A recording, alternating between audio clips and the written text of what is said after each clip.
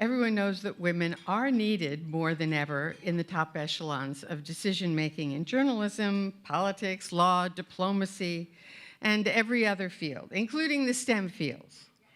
And to help recognize the women who are blazing those trails, Moment has established its Women in Power Award, and I was honored to be the first recipient. I really don't know, in 2019, because Nadine likes me. And I was followed by the late former Secretary of State, Madeleine Albright, followed by Rabbi Lauren Holtzblatt from here in Washington, who also received the award, and before her, Oksana Marakova, Ukraine's ambassador to the US, who's with us tonight.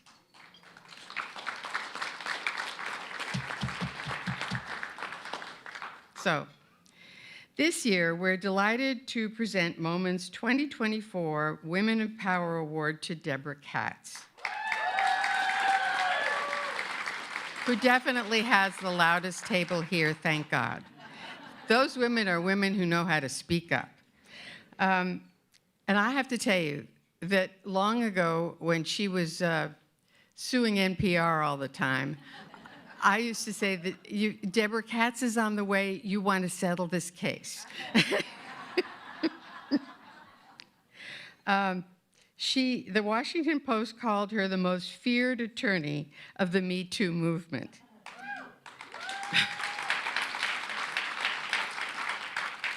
She has been successfully litigating employment discrimination, civil rights, and whistleblower protection cases for forever. I mean, forever as we know it, forever.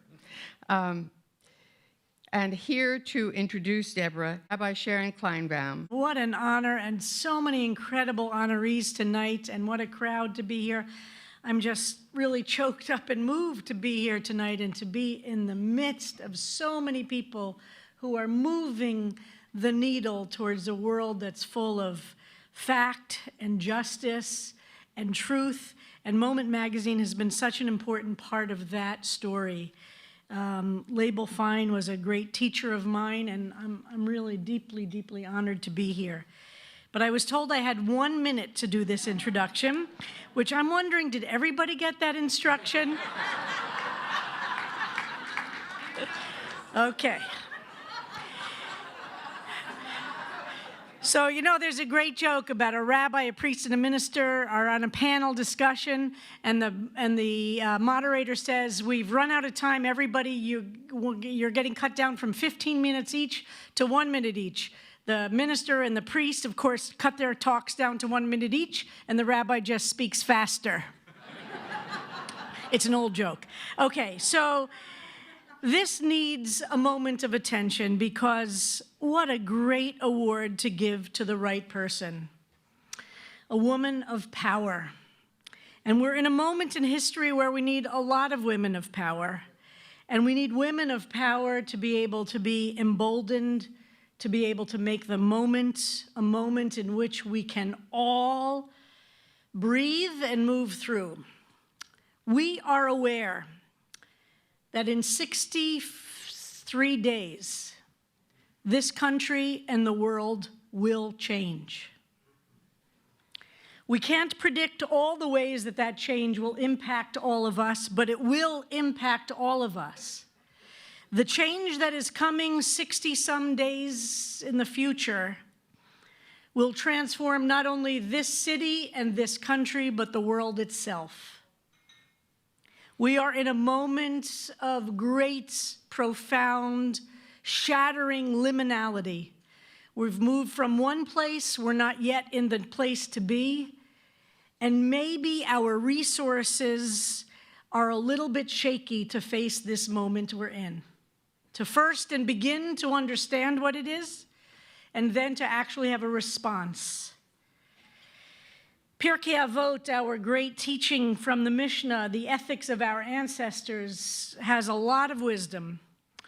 And one of the sentences in it that speaks a lot to me in this moment of thinking how to honor Debbie Katz tonight says, Bimkom she'ein anashim hishtadli liot isha. In the place where there is no humanity, in the place where people are not acting like human beings, that, Dafka, is the moment we must strive to be a human being at the highest level. Our job is not to sink down to what the current status is, but our job is to rise to that highest level.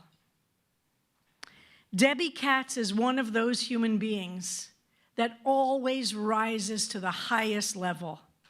And in these moments and in this moment of history, we need to remember what it is not just to do a little bit better than the worst among the world, but to live up to a level of humanity that God has dared us to achieve.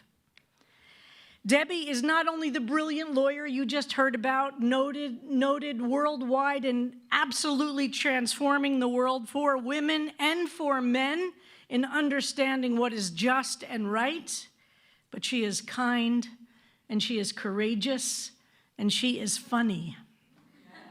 We will need a lot of those things.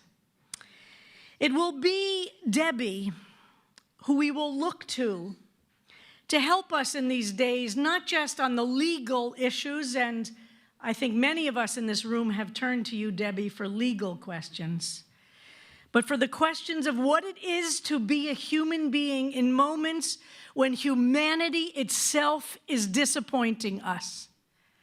How do we find the ways to live a life that's on a level of humanity that we know in our souls is right and just and true, when the world is mired in the unhumanity of so many?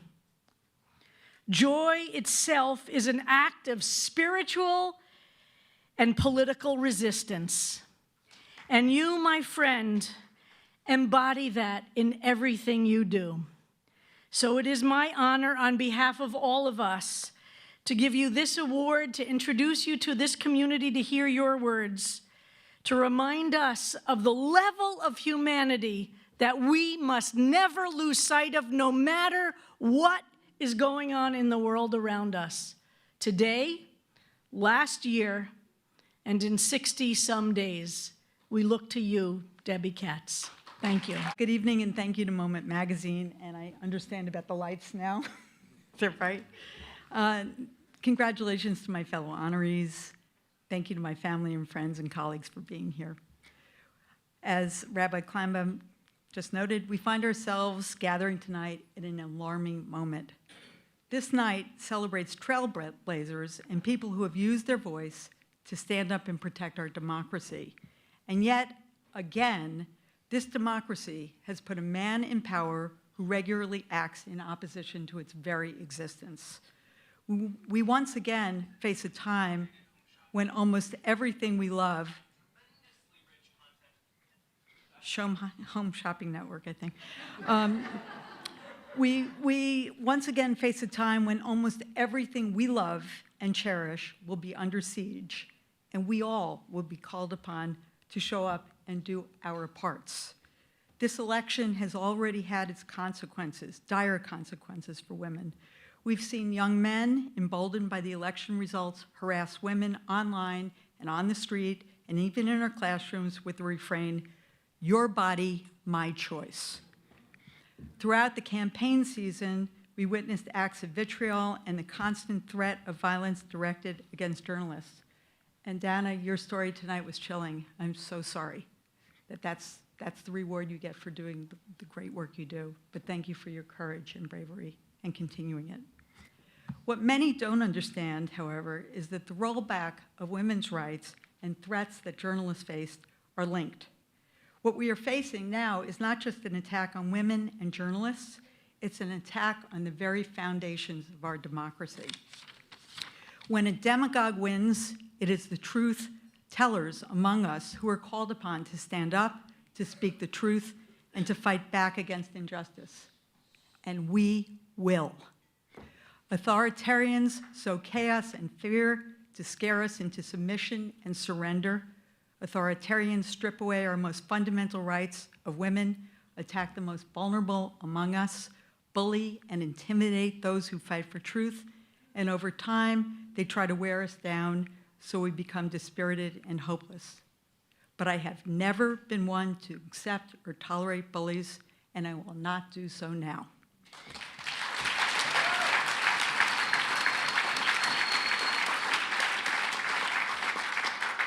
Not ever, even though I, like most of the people in this room, do not know the way forward.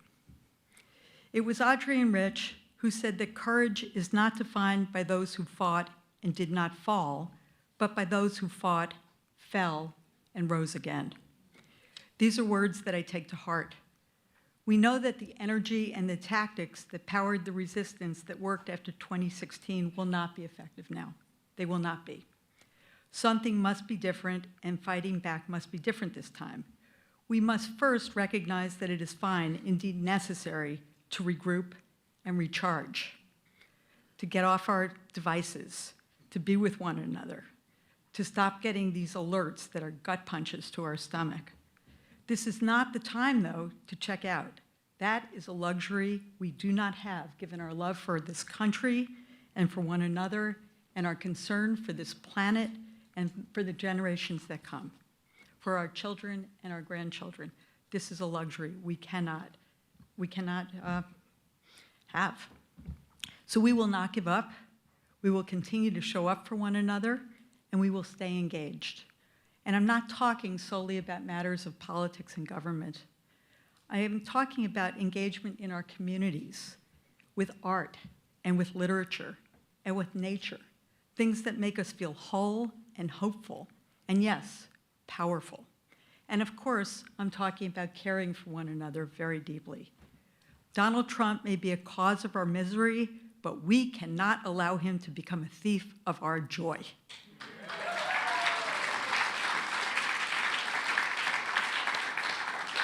So let me say it again. We must commit to not giving up our joy in the years ahead. This moment requires all of us to look to each other for strength. It requires us to be creative and strategic and smart and to find new ways to meet the challenges of this moment. Congressman John Lewis perhaps said it best. Ours is not the struggle of one day, 1 week, or 1 year. Ours is not the struggle of one judicial appointment or presidential term. Ours is the struggle of a lifetime, or maybe even many lifetimes. And each one of us in every generation must do our part.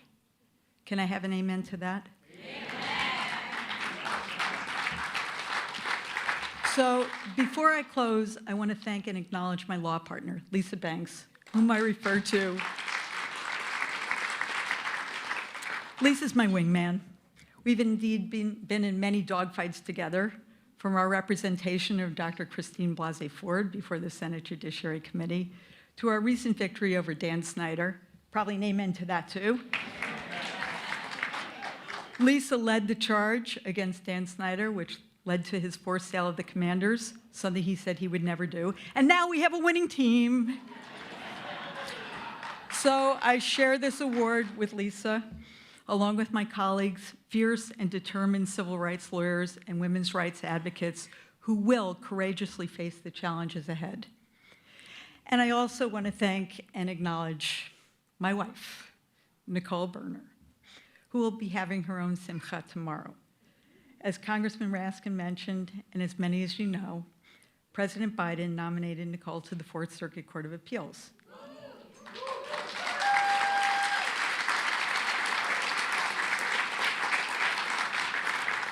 And tomorrow is her investiture.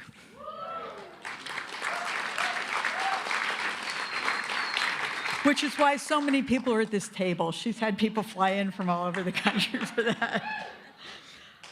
It's a very proud day for our family, and it's an even better day for this country. A country that more than ever needs judges of Nicole's intellect and character, judges who will follow the rule of law and will uphold the U.S. Constitution. So thank you, Moment Magazine, for this honor. I'm deeply, deeply grateful.